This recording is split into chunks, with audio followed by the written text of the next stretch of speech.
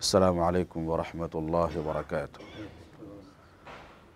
الحمد للہ رب العالمین والعاقبۃ للمتقین والصلاة والسلام علی اشرف الانبیاء والمرسلین نبینا محمد وعلی آلہ وصحبہ اجمعین ومن تبعہم بإحسان الی یوم الدین، اما بعد۔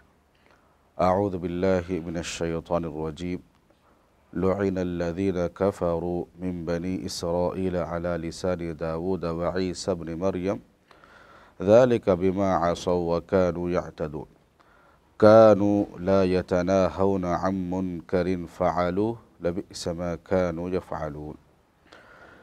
بنی اسرائیل کے کافروں پر داؤد علیہ السلام، عیسیٰ بن مریم علیہ السلام کی زبانی لعنت کی گئی ہے، وہ اس وجہ سے کہ وہ نافرمانیاں کیا کرتے تھے اور حد سے آگے بڑھ جاتے تھے، آپس میں ایک دوسرے کو برے کاموں سے جو کرتے تھے روکتے نہ تھے۔ جو کچھ بھی یہ کرتے تھے یقیناً بہت برا تھا۔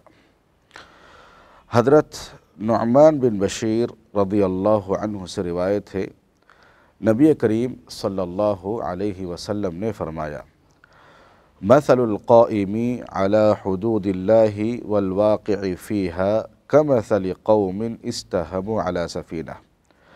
اللہ کی حدود میں قائم رہنے والے اور اس کے حدود میں گھس جانے والے، یعنی اس کی حدود کو پامال کرنے والے، خلاف ورزی کرنے والے، اس قوم کی مثال ایسی ہے کہ انہوں نے ایک کشتی کو بنایا اور اس میں رہنے کے سلسلے میں قرآن اندازی کیا،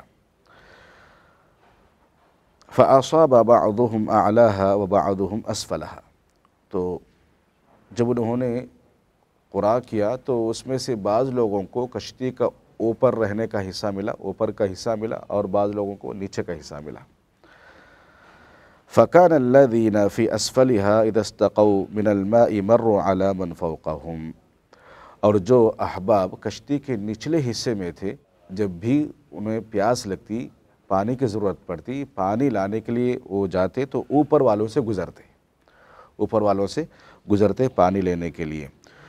تو فقالوا، انہوں نے کہا، لو انا خرقنا فی نصیبنا خرقا ولم نؤذی من فوقنا۔ انہیں یہ سوچ آئی کہ ہم ایسا کام کیوں نہ کریں کہ ہمارا اپنے حصے میں ایک سوراخ کر لیں گے، یعنی نچلے حصے میں ہی ایک سوراخ کر لیں گے تاکہ اوپر والوں کو تکلیف نہ ہو، ہم بار بار پانی لینے کے لیے اوپر جا رہے ہیں۔ تو انہوں نے یہ سوچا، فَإِن يَتْرَكُوهُمْ وَمَا أَرَادُوا هَلَكُوا جَمِيعًا۔ اگر کشتی کے اوپر حصے میں جو رہنے والے احباب ہیں ان کو اگر اس ارادے سے نہیں روکیں گے تو سارے کے سارے کیا ہو جائیں گے؟ ہلاک ہو جائیں گے، سارے کے سارے ڈوب جائیں گے۔ وَإِنْ أَخَذُوا عَلَىٰ أَيْدِيهِمْ نَجَوْا وَرَجَوْا جَمِيعًا۔ اور اگر وہ کشتی کے اوپر حصے میں رہنے والے احباب نیچے آ کر ان کو روکیں گے، ان کے ہاتھ پکڑیں گے، ان کو اس ارادے سے کام سے روکیں گے تو سارے کے سارے کیا ہوں گے؟ بچ جائیں گے۔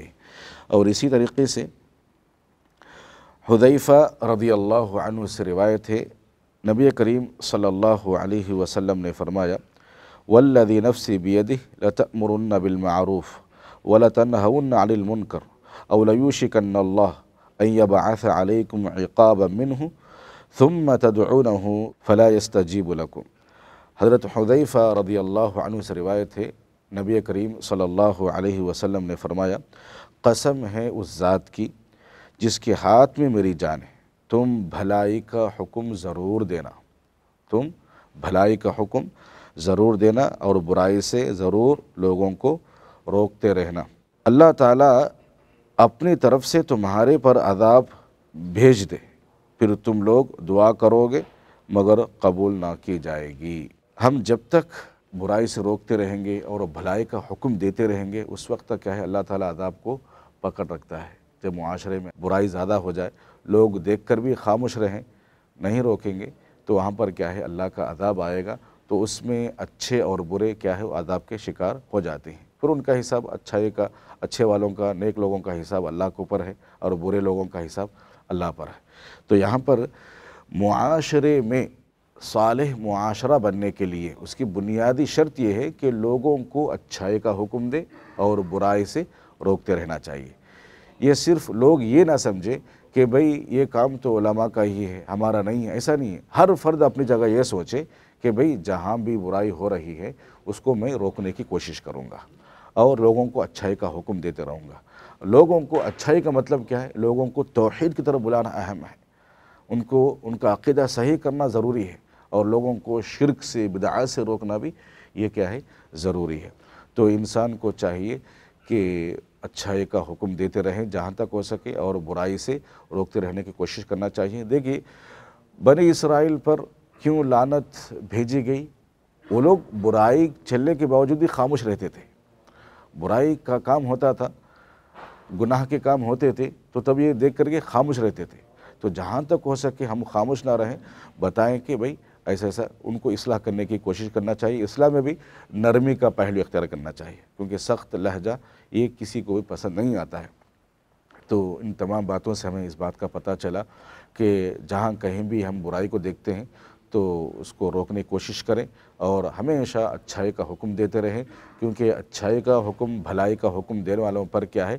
اللہ تعالیٰ کی خصوصی رحمتیں بھی رہتی ہیں۔ اللہ رب العالمین سے دعا ہے کہ رب العالمین مجھے اور آپ کو کہیں سنی باتوں پر عمل پیرا ہونے کی توفیق عطا فرمائے، اور ان تمام باتوں پر ہمیں عمل کرنے کی توفیق عطا فرمائے۔